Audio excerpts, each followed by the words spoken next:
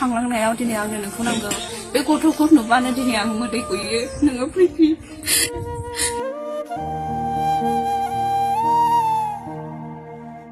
सासे दुखुथिया आइजोआ गावनि फिसायखौ खुथार फैफिननो खावलायहरदों। थांलांनायाव दिनै आंनो नोंखौ नांगौ बे गथ'खौ नुबानो दिनै आं मोदै गयो नोङो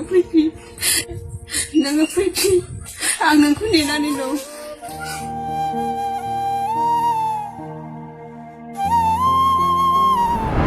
नै दानसो सिगां खुदिया जोनोम होनाय दुखुथिया बिमाया गावसोरनि फिसाखौ खांलांनो फेदेरलांनो गावनि फिसायखौ नांगौ होननानै गाबदों। गावनि 2 दानसोल' जानाय फिसा आरो आंगोनि बिसिखौ गारनानै गुबुन हिनजाव लानानै खारदों सासे अन्थाइ बिखा बिफाया। हायार सेकेन्डारि फरायबाय थानाय सासे आजोलि सिख्लाजों दोनखारलांदों झारबारि थाइसुगुरि गामिनि गेरेमसा गयारिया। थांनाय 3 फेब्रुआरि खालि सरस्वती फुजानि मुङाव कलेजाव फैनो होननानै बिमा बिफाखौ थगायनानै फैनायनि उनाव बिसि आरो फिसा गोनांखा हौवाजोंसो दोनखारलांदों सासे फरायसुलिया।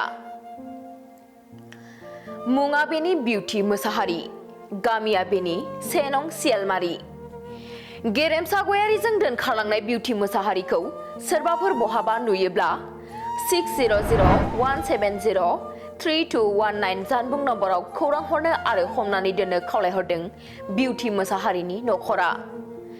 बे समाव 2 दाननि गथ'खौ बिखायाव गोबाना लानानै मा बुंदों खोनासंदो जरा गोमा जानाय नैबे अनसुलि बिमाया।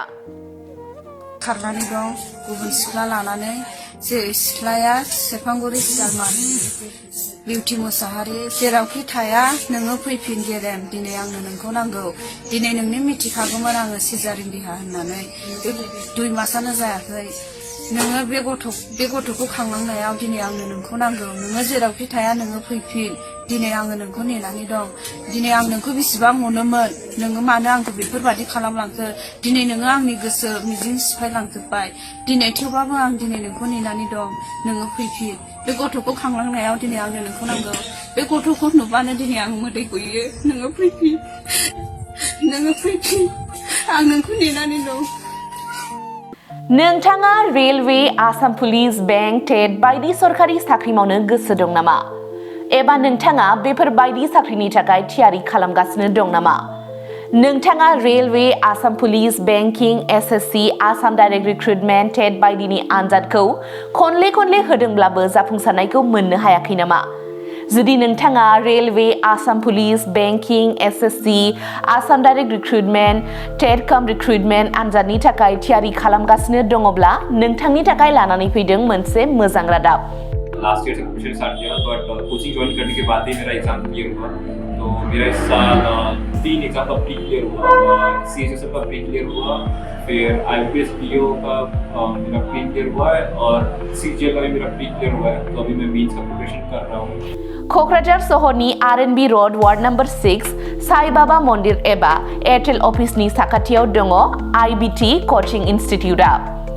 IBT कचिं इनस्टिट्यूटआव banking, SSC, railways, defence, TET आरो गुबुन सरकारि साख्रिफोरनि आनजादनि कचिं होनाय जायो आरो बेनि मुं थिसननाया दासान्दि सोलिगासिनो दङ। आं नाजानाय मेथ्सफोराव उइकफोर मोन ओमफ्राय दा बाहायनायानो एसे थाबसिन जाबाय आरो बाहाय CA क्लासबो जायो माने सामफ्राम कारेन्ट एफेयारफोर जानाय वाला मा जानाय जिअ मा जानाय बिदिखौ मोनगोन ओमफ्राय रिजनिंफोर इंग्लिश क्लास जोबो खाथियाव मेरा क्वांट में एक्चुअली खराब था इसलिए मेरा ज़्यादातर एग्जाम में क्वालिफाई नहीं कर पा रहा था और कॉन्फिडेंट भी नहीं था। जब से मैंने ज्वाइन किया है तब से मैंने क्वांट पे एक्चुअली अभी मैं क्वांट पे अच्छा हूँ और कर भी पा रहा हूँ तो अभी कॉन्फिडेंट भी हूँ और फैकल्टीज भी बहुत अच्छे हेल्प करते हैं बहुत। IBT कचिं इनस्टिट्यूटआव मुं थिसननायनि गोबां मुलाम्फाफोरखौ नोंथाङा मोननो हागोन जेरै ल' course fees, specially daily current affairs classes, lifetime membership card, weekly 5 to 6 days classes, comprehensive study materials, regular online and offline mock test, Make My Exam app, flexible class timings, doubt clearing session। बेफोर गासै सुबिदाफोरखौ नोंथाङा IBT coaching इनस्टिट्यूटआव मोननो हागोन। अब्ला थाबैनो मुं थिसनदो। आबुङै मिथिनो थाखाय 9387277188 एबा 9101325849 आव सोलोंनो हागोन।